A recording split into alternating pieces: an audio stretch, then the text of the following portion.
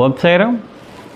సద్గురు సమర్థ సద్గురు అఖిలాండకోటి బ్రహ్మాండ నాయకుడు సర్వేకుడు సర్వదేవతా స్వరూపుడైన ఆ సాయినాథుని ప్రార్థిస్తూ మనం ఈ యొక్క సత్సంగం రెండవ భాగాన్ని చేసుకుంటున్నాం. ఇప్పుడు మనం బాబాగారి యొక్క జన్మ వృత్తాంతము అనే విషయంలో కొందరు బాబాను మహమ్మదీయుడిగా విమర్శిస్తున్న సందర్భంలో ఆ విషయం గురించి మనం బాబా జీవిత చరిత్రలో ఏం చెప్పారు, అదేవిధంగా భక్తుల యొక్క అభిప్రాయం ఏంటి, ఆ సందర్భాలు ఏంటన్న వాటి గురించి మనం తెలుసుకుంటున్నాం. అందులో భాగంగా మొదటి ఎపిసోడ్లో కొన్ని ముఖ్యమైన విషయాలు తెలుసుకున్నాం. అదేవిధంగా ఈ రెండో ఎపిసోడ్లో మనం ఆ విషయాన్ని కొన్ని విషయాలను మాట్లాడుకుందాం. బాబా గారు హిందువా మహమ్మదీయుడా అన్న సందర్భము బాబాగారు డైరెక్ట్గా చెప్పారు. చాలామంది అనుకోవచ్చు, బాబాగారు ఎప్పుడు చెప్పారండి, బాబాగారు ఎక్కడ చెప్పారండి అని అందరూ అనుకోవచ్చు. చెప్పారు. ఎక్కడంటే మీరు బాబా జీవిత చరిత్రలో 42వ అధ్యాయం పారాయణం చేస్తే 42వ అధ్యాయంలో పారాయణం చేస్తే బాబాగారు 1916 విజయదశమి రోజు ఒకరోజు బాబా తన బట్టలను విప్పదీస్తాడు. బట్టలు మొత్తం విప్పదీసి నగ్నంగా ఉంటాడు. నగ్నంగా ఉండి ఈరోజే నా సీమోల్లంఘనం, నేను హిందువునో మహమ్మదీయుడినో చెప్పండి అంటాడు. ఈరోజే నా సీమోల్లంఘనం, నేను హిందువునో మహమ్మదీయుడినో చెప్పండి అని డైరెక్ట్ బాబా చెప్పేశాడు. ఆ సందర్భం ఆయన నొట్టించే చెప్పాడు, హిందువునో మహమ్మదీయుడినో చెప్పండి అన్నాడు. చాలామంది ఏమనుకున్నారంటే బాబాకు చెవులో కుట్లు ఉన్నాయి, బాబా శుంఠి చేసుకోలేదు, చెవులో కుట్లు ఉన్నాయి కాబట్టి బాబా హిందువు అని పరోక్షంగా చెప్పాడు అని చాలామంది అనుకున్నారు. కానీ అదిగా సందర్భం, బాబా చెప్పిన సందర్భం అది కాదు. బాబా చెప్పిన మాటలను మనం పరిశీలిస్తే ఈరోజు నా సీమోల్లంఘనము ఒక సందర్భం. ఈరోజు నా సీమోల్లంఘనం అంటే ఏంటి? సీమోల్లంఘనం అంటే ఊరు దాటి బయటికి వెళ్ళడం అంటే ఈ ఆత్మ పరమాత్మ దగ్గరికి వెళ్ళడం అంటే నాలో ఉన్న ఈ దేహంలో ఉన్న ఆత్మ బయటికి వెళ్ళడాన్ని సీమోల్లంఘనం. అందుకని బాబా గారు 1916 విజయదశమి రోజు ఈరోజే నా సీమోల్లంఘనం అన్నాడు. అంటే దీనిలో రెండు అర్థాలు ఉన్నాయి. ఒక అర్థం ఏంటి అంటే 1918 విజయదశమి రోజు నాలో ఉన్న ఆత్మ పరమాత్మ దగ్గరికి వెళ్తుంది అని 1916లోనే బాబా తాను ఈ దేహాన్ని విజయదశమి రోజు వదులుతున్నట్టుగా భక్తులకు సూచన ఇచ్చాడు. అది ఒక సందర్భం. ఇక రెండో సందర్భం ఏమిటి అంటే బాబా బట్టలను నిప్పేశాడు, నగ్నంగా ఉన్నాడు. నగ్నంగా ఉండి ఈరోజు నా సీమోల్లంఘనం అన్నాడు. అంటే ఏంటి? నా ఆత్మ పరమాత్మలోకి వెళ్తుంది. అంటే బట్టలు ఇప్పేసి ఆత్మ పరమాత్మలోకి వెళ్తుంది. అలాంటి ఆత్మ అంటే బయటికి వెళ్ళే ఆత్మ, సీమోల్లంఘనం అంటే బయటికి వెళ్ళే ఆత్మ. నేను బాబా చెప్పింది, నేను హిందువా మహమ్మదీయుడినా చెప్పండి అని బాబా చెప్పాడు. అంటే నేను అంటే ఎవరు? దాన్ని మనం 43, 44 అధ్యాయంలో పారాయణం చేస్తే బాబా చాలా స్పష్టంగా చెప్పాడు. నేను అంటే ఎవరు అని బాబా చెప్పాడు. నేను అంటే మీరు అనుకున్నట్టు ఈ 6 అడుగుల దేహము కాదు, మీరు అనుకున్నట్టు ఈ 6 అడుగుల రూపము కాదు, మీరు అనుకున్నట్టు నా శరీరము కాదు. నేను అంటే సర్వజీవులలో ఉన్న ఆత్మ, నేను అంటే సర్వజీవులలో ఉన్న చైతన్యం, నేను అంటే పురుగులు, అదేవిధంగా కుక్కలు, పందులు, సర్వజీవులలో సర్వాంతర్యామి, ప్రతి జీవిలో ఉన్న ఆత్మస్వరూపము చైతన్యమే నేను. నాకు రూపం లేదు, సర్వజీవులలో ఉన్న చైతన్యమే నేను అని బాబా స్పష్టంగా 43, 44 అధ్యాయంలో బాబా నేను అన్న పదానికి అర్థం చెప్పడం జరిగింది. అది బాబా ఎవరా అన్నది. ఇప్పుడు ఉదాహరణకు 1886లో బాబా తన దేహాన్ని వదిలేశాడు. తన దేహాన్ని వదిలేసి బాబా ఎక్కడికి వెళ్ళాడు? పరమాత్మ దగ్గరికి వెళ్ళాడు. అప్పుడు మహాస్థాపతి ఏం చెప్పాడు? నా తలను నీ తొడ మీద పెట్టి ప్రాణం వదిలేస్తున్నాను, 3 రోజుల తర్వాత తిరిగి ప్రాణంతో వస్తే సరే, లేకుండా నన్ను పలానా చోట పాతేయమని చెప్పి బాబా చెప్పాడు. చెప్పి ప్రాణం వదిలేశాడు. ప్రాణం వదిలిన తర్వాత అక్కడ ఉన్నది ఏంటి? బాబా శరీరం మాత్రమే. ఏ శరీరము? ప్రాణం లేని శరీరం మాత్రమే. అప్పుడు ఏమైంది? బాబా యొక్క శరీరంలో నుంచి ఆత్మ, ప్రాణము, చైతన్య స్వరూపము, ఆత్మస్వరూపం బయటికి వెళ్ళిపోయింది. కేవలము బాబా యొక్క దేహం మాత్రమే ఉంది 3 రోజులు. అప్పుడు బాబా అంటే ఎవరు? అంటే మహల్సాపతి ఒడిలో పడి ఉన్న 6 అడుగుల దేహమా, లేక ఈ యొక్క 6 అడుగుల దేహంలో నుంచి బయటికి వెళ్ళిన చైతన్యమా, ఆత్మస్వరూపమా? ఒక్కసారి ఆలోచించండి. మహల్సాపతిలో ఒడిలో పడి ఉన్న 6 అడుగుల దేహం కాదు కదా. ఆ దేహంలో నుంచి బయటికి వెళ్ళిన ఆత్మస్వరూపము, చైతన్య స్వరూపమే బాబా. అది నేను. అది బాబా ఉద్దేశం. నేను అంటే ఈ 6 అడుగుల దేహం కాదు, సర్వజీవులలో ఉన్న చైతన్య స్వరూపమే నేను అని బాబా చెప్పాడు. అలాంటి నేను హిందువా మహమ్మదీయుడునా చెప్పండి అని బాబా చెప్పాడు. అంటే ఆత్మస్వరూపము, చైతన్య స్వరూపము, భగవంతుని స్వరూపము హిందువా మహమ్మదీయుడా? కాదు కదా. హిందూ దేవుడు మహమ్మదీయుడు కాదు కదా. అంటే వీటికి అతీతుణ్ణి. అంటే హిందూ మహమ్మదీయ మతాలకు అతీతుణ్ణి.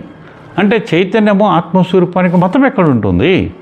కుక్కలో దేవుడు ఉన్నాడు, పందిలో ఉన్నాడు, నక్కలో ఉన్నాడు, పురుగులో ఉన్నాడు, చెట్టులో ఉన్నాడు, కొండలో ఉన్నాడు, నీటిలో ఉన్నాడు, అగ్నిలో ఉన్నాడు. కాబట్టి అవి అగ్ని ఏకులమని చెప్తాం, అదేవిధంగా ఏనుగు ఏకులమని చెప్తాం, అదేవిధంగా పంది ఏకులమని చెప్తాం, అదేవిధంగా చేప ఏకులమని చెప్తాం, వీటిల్లో ఉన్న ఆత్మస్వరూపం ఏకులమని చెప్తాం. ఇవన్నీ కులాలకు అతీతం, మతాలకు అతీతం. అది బాబా యొక్క అంతరార్థం. కాబట్టి ఈ మతానికి, హిందూ మహమ్మదీ మతానికి అతీతం నేను. కాబట్టి నేనెవరో మీరే చెప్పండి అని బాబా స్పష్టంగా చెప్పాడు. నేను వీటన్నిటికి అతీతుణ్ణి అని చెప్పాడు. అందుకని 3వ అధ్యాయంలో కూడా బాబా తానెవరో చెప్పాడు. నేను జగన్మాత అన్నాడు 3వ అధ్యాయంలో. జగన్మాత అంటే ఎవరు? పరబ్రహ్మ స్వరూపం. నేను సృష్టి స్థితి లయకారకుడు అని అన్నాడు. సృష్టి స్థితి లయకారకుడు అంటే ఎవరు? సృష్టిని నడిపించేవాడు, అదేవిధంగా పుట్టించేవాడు, నడిపించేవాడు, లయం చేసేవాడు. బ్రహ్మ విష్ణు మహేశ్వరుడు. ఆ బ్రహ్మ విష్ణు మహేశ్వరుల యొక్క అంశ ఎవరు? దత్తాత్రేయుడు. ఆ దత్తాత్రేయునికి రూపం ఎవరు? బాబా. కాబట్టి ఆ సృష్టి స్థితి లయకారకుడు బ్రహ్మ విష్ణు మహేశ్వరుల యొక్క అంశతో జన్మించిన దత్తుని యొక్క అంశ నేనేను బాబా అక్కడ చెప్పాడు. నేను సృష్టి స్థితి లయకారకుడను, ఈ జగత్తుకు మూలాన్ని, చరాచర జీవులలో నేనున్నాను, మీ హృదయ స్థానంలో ఉన్నాను, సత్వ రజో తమో గుణాలకు నేను అతీతుణ్ణి అని బాబా చెప్పాడు 3వ అధ్యాయంలో. 3వ అధ్యాయంలో చెప్పిన జగన్మాత, 3వ అధ్యాయంలో చెప్పిన సత్వ రజో తమో గుణాలు, 3వ అధ్యాయంలో చెప్పిన సర్వ వ్యాపకత్వమే నేను. అలాంటి జగన్మాతకు హిందూ మహమ్మదీయుడు కాదు కదా జగన్మాత, అదే నేను అని బాబా చెప్పాడు. కాబట్టి ఆ 3వ అధ్యాయంలో కూడా స్పష్టంగా బాబా చెప్పాడు. అది బాబా మనసులో ఉన్న ఉద్దేశం అక్కడ క్లియర్గా చెప్పాడు. అయితే కొన్ని సందర్భాలు ఇక్కడ మనం పరిశీలిస్తే ఇదే మనకు బాబా జీవితంలో మనం అనుకున్నట్టుగా బాబా యొక్క జన్మ వృత్తాంతంగా చెప్పిన సంఘటనలు ఇవి మాత్రమే మనం బాబా జీవితంలో చూస్తాం. ఒకటి 4వ అధ్యాయంలో బాబా సాయి యొక్క జన్మ వృత్తాంతం, కబీర్ జన్మ వృత్తాంతం, నామదేవ జన్మ వృత్తాంతం అని చూడడం జరుగుతుంది. అదేవిధంగా బాబా మహమ్మదీయుడు అన్న విషయము మహల్సాపతి కథ, అదే మేఘశ్యాముని కథలో, డాక్టర్ పండిట్ కథలో వారి మనసులో ఉన్న ఉద్దేశం చెప్పడమే తప్ప ఇక ఏ సందర్భంలో ఎక్కడ మనకు కనపడవు. అదేవిధంగా ఈ యొక్క నేను ఇప్పుడు చెప్పిన కథలో బాబా నేను చైతన్య స్వరూపము, ఈ మతాలకు అతీతుని అని బాబా స్పష్టంగా చెప్పడం జరిగింది. అయితే అయోని సంభవుడు అన్న మాత్రమే మనకు బాబా జీవితంలో తెలుస్తుంది, అంతేగాని ఆయన ఎక్కడ ఏంటని ఎక్కడ తెలియదు. అయితే కొంతమంది మహాత్ములు కొన్ని కథనాలు ఉన్నాయి, కొంతమంది మహాత్ములు చెప్పారు, అవి తీసేసేయడానికి లేదు కూడా, తీసే ఆ కథలు కావు అని చెప్పే శక్తి మనకు లేదు. ఉదాహరణకు భగవాన్ సత్యసాయిబాబా గారు ఉన్నారు. భగవాన్ సత్యసాయిబాబా గారు 1890లో ప్రపంచ మహాసభలలో అత్యద్భుతంగా బాబా యొక్క జన్మ వృత్తాంతం చెప్పాడు. మీరు తపోవనం అనే పుస్తకం ఉంటుంది, భగవాన్ సత్యసాయిబాబా గారి యొక్క పుస్తకం తపోవనం. ఆ పుస్తకంలో బాబా జన్మ వృత్తాంతం గురించి భగవాన్ సత్యసాయిబాబా గారు చెప్పారు. ఏమని చెప్పారైనా 28/9/1835లో బాబా గారు ఒక గంగా భవానుడు భగీరథమ్మ అనే ఒక బ్రాహ్మణ దంపతులకు శివుడే వారు పరమ శివభక్తులైతే ఒకసారి శివుడు వారి ఇంటికి వచ్చి నేను మీ కడుపున జన్మిస్తున్నాను అని చెప్పి శివుడే వారి కడుపులో జన్మించడం జరిగింది. ఆ గంగా భవానుడికి భగీరథమ్మకు జన్మించిన తర్వాత వారు మధ్యలో ఒక అడవిలో ఆ బాబును వదిలేయడం, ఒక మహమ్మదీయుడు ఒక 4 సంవత్సరాలు పెంచడము, ఆ తర్వాత ఈ బాబును వెంకుస అనే గురువు దగ్గర చేర్చడం, 12 సంవత్సరాలు వెంకుస దగ్గరకు ఉండడం, 16వ ఏట షిరిడీకి రావడం, 1 సంవత్సరం నుండి తిరిగి ఔరంగాబాద్ ప్రాంతంలో తిరిగి మరలా బాబా గారు 19వ ఏటో లేకుంటే 20వ ఏట షిరిడీకి వచ్చాడని చెప్పి భగవాన్ సత్యసాయిబాబా గారు తపోవనం అనే పుస్తకంలో ఒక బ్రాహ్మణ కుటుంబంలో ఒక శివుని స్వరూపంగా బాబా జన్మించాడు అని భగవాన్ సత్యసాయిబాబా గారు ఈ బాబా గురించి ఆయన ఉద్దేశం చెప్పడం జరిగింది. అదేవిధంగా బెంగళూరు చెందిన శివమ్మ, ఆమె బాబా దగ్గర 17 సంవత్సరాలు సేవ చేసిన ఆమె కూడా బాబా గురించి, బాబా ఉన్నప్పుడు, బాబా జీవించినప్పుడు బాబా దగ్గర 17 సంవత్సరాలు సేవ చేసిన శివమ్మ, ఆమె కూడా the super spiritual person Shirdi Saibaba అనే ఒక ఇంగ్లీష్ పుస్తకంలో కూడా బాబా గారు ఒక బ్రాహ్మణ కుటుంబంలో జన్మించారు. ఆ తర్వాత బాబాను ఒక గోదావరి నది ఒడ్డున వదిలివేయడం జరిగింది. ఒక మహమ్మదీయుల ఇంట్లో పెరిగారు, వెంకుస దగ్గర పెరిగాడు, తర్వాత షిరిడీకి వచ్చాడు అని ఆమె కూడా పుస్తకంలో రాయడం జరిగింది. అంటే అది వాళ్ళ ఉద్దేశమే నేను చెప్పేది.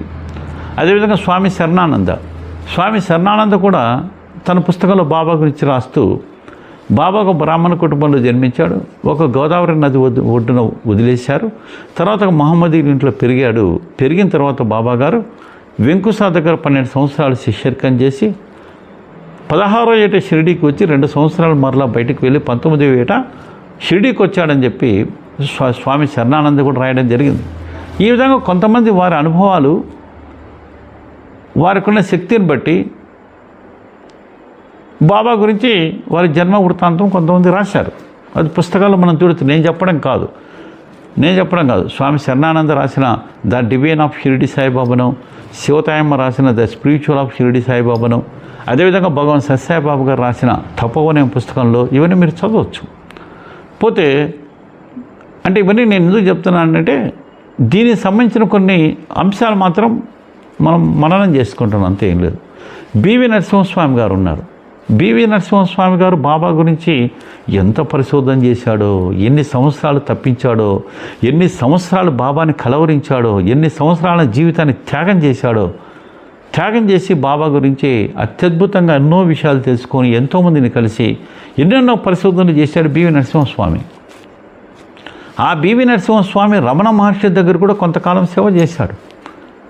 కొంతకాలం సేవ చేసినప్పుడు ఈ రమణ మహర్షి, మన అరుణాచలం రమణ మహర్షి గారు, నీ గురువు నేను కాదు, ఉత్తరాదిన నీ గురువు ఉన్నాడు, ఉత్తరాదికి వెళ్ళు, అక్కడ నీ గురువును నువ్వు సేవించు అని అరుణాచలంలో రమణ మహర్షి గారు బివి నరసింహస్వామిని షిరిడి సాయినాథుడి దగ్గరికి పంపించడం జరిగింది. ఈ రకంగా బివి నరసింహస్వామి అనేక మంది శృంగేరి పీఠాధిపతులను, అదేవిధంగా కర్ణాటకలో ఒక స్వామీజీని, అదేవిధంగా పండరీపురం అనేక మంది మహాత్ములు కలిసి చివరికి షిరిడి సాయినాథుడి దగ్గరికి వెళ్తాడు. అప్పటికే బాబా గారు సమాధి చెందారు. ఆ తర్వాత ఆయన బాబా యొక్క అనుగ్రహం పొందడం, బాబా యొక్క ప్రత్యక్షమైన అనుభూతి పొందడము, అనేక మంది భక్తుల దగ్గర బాబా గురించి ఆయన ఇంటర్వ్యూ చేయడము, అనేక అంశాలు తెలుసుకోవడం, ఈ విధంగా తీసుకుని బాబా గురించి బివి నరసింహస్వామి గారు సాయినాథుని హితోక్తులని అద్భుతమైన పుస్తకం రాశారు, అద్భుతమైన బుక్. ఆ పుస్తకంలో కూడా బివి నరసింహస్వామి బాబా గురించి 3 సందర్భాల్లో రాయడం జరిగింది. ఒక సందర్భం ఏంటి అంటే, మహల్సాపతి చెప్పినట్టుగా బివి నరసింహస్వామి రాశాడు. ఏమని రాశాడు? మహల్సాపతి బివి నరసింహస్వామితో చెప్పాడంట. అది మహల్సాపతి గారి ఉద్దేశం. ఏమని చెప్పాడు? ఒకసారి బాబా గారు నాతోటి మేము పత్రి గ్రామం చెందిన బ్రాహ్మణ కుటుంబంలో జన్మించాము. పత్రి గ్రామంలో బ్రాహ్మణ కుటుంబము. మా తల్లిదండ్రులు వదిలేశారు, మేము షిరిడీకి వచ్చాను. నా గురించి ఎవరైనా పత్రి గ్రామం నుండి నా గురించి విచారించడానికి ఎవరైనా వచ్చారా?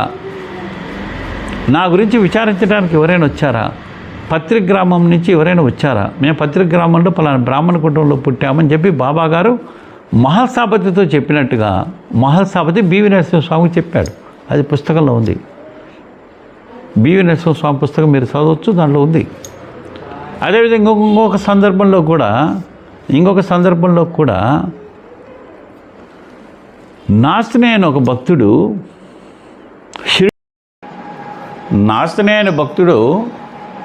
ఒకసారి షిరిడీకి వెళ్ళాలని బయలుదేరినప్పుడు అతని స్నేహితుడైన బల్వంత్ నాస్తిని అయిన భక్తుడికి ₹2 ఇచ్చి బాబాకు దక్షిణగా ఇవ్వమని చెప్పి, అదేవిధంగా ఒక టెంకాయ ఇచ్చి నా తరపున బాబాకి ఇవ్వమని చెప్పి నాస్తినేకు ఇవ్వడం జరిగింది. ఆ నాస్తినే షిరిడీకి వెళ్ళి బాబాను దర్శించుకొని టెంకాయ ఇచ్చి ₹2 ఇవ్వడం మర్చిపోతాడు. అప్పుడు బాబా ఏమంటాడు తెలుసా? ఈ బీద బ్రాహ్మణుడికి దక్షిణ ఇచ్చిన నా ₹2 నాకు ఇవ్వు అంటాడు. అంటే ఆ సందర్భంలో బాబా ఈ బీద బ్రాహ్మణుడికి ఇవ్వవలసిన ₹2 దక్షిణ ఇచ్చేసి అని అంటాడు. అదేవిధంగా బివి నరసింహస్వామి రాసిన పుస్తకంలో ఇంకొక సంఘటన మనం చూస్తే, ఒకసారి మ్యాజిక్ చేసే స్త్రీ, అంటే మాయాజాలం చేసే స్త్రీ అనేక చోట్ల మ్యాజిక్ చేస్తూ డబ్బులు సంపాదించుకుంటూ షిరిడీకి వస్తుంది. బాబా దగ్గరికి వస్తుంది. బాబా దగ్గరకు వచ్చి బాబా దగ్గర మ్యాజిక్ చేయాలనుకుంటుంది. మ్యాజిక్ చేయాలని చెప్పి బాబా దగ్గరికి వచ్చినప్పుడు ఆ మ్యాజిక్ చేసే స్త్రీతోటి బాబా ఏమంటాడు అంటే, ఇది పవిత్రమైన బ్రాహ్మణ మసీదు, లక్షలాది మందిని సన్మార్గంలో నడిపించే బ్రాహ్మణ మసీదు అని బాబా చెప్తాడు మ్యాజిక్ స్త్రీతోటి. అంటే మనం ఈ సందర్భంలో నేను చెప్పేది ఏమిటంటే, బివి నరసింహస్వామి గారు చాలా గొప్పవారు, బాబా అనుగ్రహం పొందినవారు.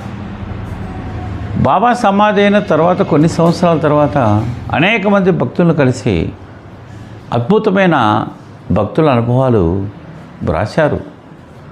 అలాంటి బివి నరసింహస్వామి వ్రాసిన పుస్తకంలోనే బాబా ఈ 3 సందర్భాలలో, ఒకటి మహల్సాపతికి చెప్పిన సందర్భంలో, అదేవిధంగా ఈ యొక్క నాచినేకు టెంకాయ ఇచ్చిన సందర్భంలో, మ్యాజిక్ శ్రీ వచ్చిన సందర్భంలో బ్రాహ్మడు అని బాబా చెప్పడం జరిగింది. అంటే బాబా ఉద్దేశం వేరే ఉండవచ్చు, మనకు తెలియదు. కులపరంగా బ్రాహ్మడు అన్నాడా, లేకుంటే బ్రహ్మజ్ఞానం కలిగిన సద్బ్రాహ్మడు అని చెప్పి ఆయన ఉద్దేశం అన్నది అది మనకు తెలియని విషయం. కాబట్టి ఈ సందర్భాలను అన్నీ మనం ఒక్కసారి అవగాహన చేసుకుంటే, అంటే బాబా జీవిత చరిత్రలో ఉన్న, అంటే బాబా జీవిత చరిత్ర పుస్తకంలో ఉన్న సంఘటనలు ఏమిటా సంఘటనలు? బాబా జన్మ వృత్తాంతం గురించి 4వ అధ్యాయంలో జరిపిన నామదేవ జన్మ వృత్తాంతం, కబీర్ జన్మ వృత్తాంతం లాంటి సంఘటనలు. అదేవిధంగా ఈ యొక్క మేఘశ్యామునితో బాబా జరిగిన సంభాషణ, డాక్టర్ పండిట్ తోటి బాబా జరిగిన సంఘటన, అదేవిధంగా బాబా గారు ఈరోజు నా సీమోల్లంఘనం అని చెప్పిన సంఘటన, ఇవన్నీ మనం పరిశీలిస్తే బాబా జీవిత చరిత్ర ప్రకారం మనకేం తెలుస్తుందంటే, బాబా అయోని సంభవుడు అని తెలుస్తుంది.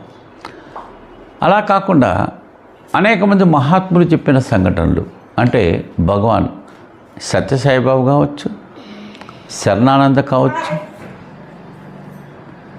అదేవిధంగా బివి నరసింహస్వామి రాసిన పుస్తకాలలో ఉన్న ఈ యొక్క కథలు కావచ్చు, శివతాయమ్మ కావచ్చు, ఈ విధంగా అనేక మంది యోగులు మహాత్ములు బాబా దగ్గర జీవించున్నప్పుడు అనుభవాలు పొంది వారి యొక్క అనుభవాల ప్రకారము వ్రాసిన సంఘటనలు మనం ఒకసారి పరిశీలిస్తే ఆ సంఘటనలను బట్టి మనకేం తెలుస్తుందంటే బాబా గారు ఒక బ్రాహ్మణ కుటుంబంలో జన్మించాడని, ఆ తర్వాత ఒక ఫకీర్ దగ్గర ఒక 4 సంవత్సరాలు పెరిగాడని, ఆ తర్వాత వెంకుస అనే గురువు దగ్గర శిష్యర్కం తీసుకున్నాడని, తర్వాత 16వ ఏట షిరిడీకి వచ్చి తిరిగి మరలా 19వ ఏట షిరిడీకి వచ్చి బాబాగారు 60 సంవత్సరాల షిరిడీలోనే తన జీవితం కొనసాగించాడని చెప్పి ఈ కథలను బట్టి మనకు తెలుస్తుంది. అంటే ఈ యొక్క మొత్తం మనము అవగాహన చేసుకుంటే బాబా జీవిత చరిత్రలో చివరికి మనకు వచ్చిన ఒక కంక్లూజన్ ఏమిటంటే బాబా యోని సంభవుడు, లేక ఒకవేళ బాబా పుట్టుకే ఉంటే ఒక బ్రాహ్మణ కుటుంబంలో పుట్టి ఒక మహమ్మదీయుడి దగ్గర పెరిగి వెంకుసా దగ్గర శిష్యర్కం చేసి షిరిడీకి వచ్చాడు. ఈ 2 విషయాలు మాత్రమే మనకు ఆధారాలు కనిపిస్తాయి. ఈ 2 విషయాలు మాత్రమే మనకు ఆధారాలు కనిపిస్తాయి. ఎక్కడా కూడా బాబా ఒక మహమ్మదీయ కుటుంబంలో పుట్టాడని, ఒక మహమ్మదీయ కుటుంబంలో వాళ్ళ తల్లి పలాని వారని, తండ్రి పలాని వారని, పలాని మహమ్మదీయ కుటుంబం సంబంధించిన వాడని ఎక్కడా లేదు. ఏ ఆధారాలు లేవు, ఏ జీవిత చరిత్ర లేదు, ఏ కథలు లేవు. అయితే బాబా గారిని చాలామంది ప్రశ్నించినప్పుడు బాబా తన పుట్టుక గురించి బాబా చెప్పలేదు. ఎందుకంటే దానికి కారణం ఉంది. బాబా ఆత్మజ్ఞాని, బ్రహ్మజ్ఞానము, సర్వజీవులలో భగవంతుని చూడాలనేది బాబా తత్వం కాబట్టి, సర్వజీవులలో భగవంతుని చూడాలన్నది ఆ చైతన్య స్వరూపమే బాబా కాబట్టి, బ్రహ్మజ్ఞానం గురించి బాబా ప్రబోధిస్తున్నాడు కాబట్టి బాబా ఎక్కడ కూడా కులం గురించి ప్రస్తావించలేదు. ఒకవేళ బాబా మతం అడిగినా, కులం అడిగినా బాబా నా తండ్రి బ్రహ్మ, తల్లి మాయ అని చెప్పాడే తప్ప బాబా ఎక్కడ కూడా చెప్పలేదు. ఒక సందర్భంలో మీ మతం ఏమిటి అంటే కబీర్ మతం అనే చెప్పాడు. కబీర్ మతం అంటే కబీర్ పుట్టుకే నా పుట్టుక, కబీర్ పుట్టుకే నా పుట్టుక అని పరోక్షంగా ఒక సందర్భంలో బాబా చెప్పడం జరిగింది. కాబట్టి ఈ సందర్భాలన్నీ మనం గమనిస్తే బాబా ఎక్కడ మహమ్మదీయ కుటుంబంలో జన్మించినట్టుగా ఎక్కడ ఆధారాలు లేవు. అయితే ఈ మధ్యకాలంలో కొందరు